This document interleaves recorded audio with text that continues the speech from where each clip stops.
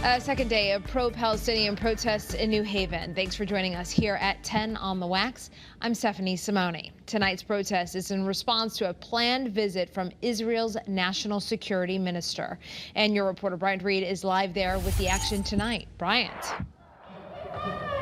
Stephanie, for hours now, protesters have been here on Orange Street in New Haven speaking out against the security minister Itamar Ben-Gvir's visit here to speak to a private Jewish society near Yale's campus. Now, it's been a very hostile environment, Stephanie, I have to tell you. As you can see, hundreds of people are still here tonight. At one point, they blocked Ben-Gvir's car from getting inside to park, and then even as students were walking out of the building, objects were thrown. How many kids did you kill today? How many kids did you kill today? Nearly a year after they began, pro-Palestinian protests have started up once again in New Haven.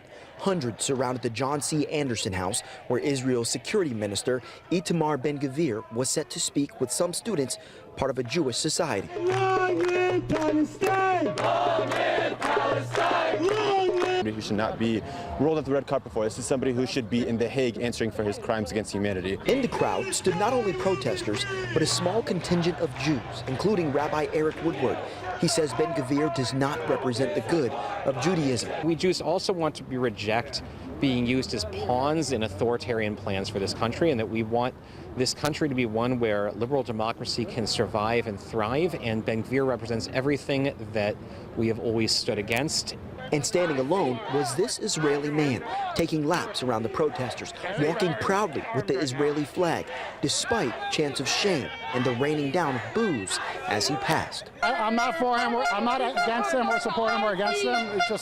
It's not about him for me, it's about the state of Israel. Okay, you just want to support your country. Yes, exactly. Wednesday night's protests come less than 24 hours after Tuesday night protests turned into an encampment where students put up tents and blocked parts of the campus from being accessed. According to students, they received directive from school administration to disperse or face disciplinary action. Yale says the group Tuesday that took credit for the protest, Yale's for Palestine, is no longer registered with the campus for violating policy. Yale sent this statement saying they support free expression as long as it complies with school guidelines. Students and protesters say don't count on them to back down anytime soon. As long as we know that our voices are continuously being suppressed and silenced, that will only make us louder. That will only make us want to come out more and show support for the Palestinian people, because we know that our liberation is not complete without the liberation of the Palestinian people. Now, Stephanie, although police have been out, no arrests have been made tonight as far as we know. These new protests, though, come exactly 1 year since Palestinian groups launched protests here.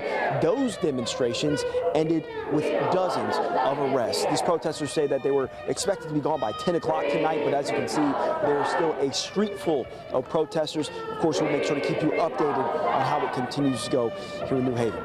Your reporter tonight in New Haven, Bryant Reed, 23 Eyewitness News.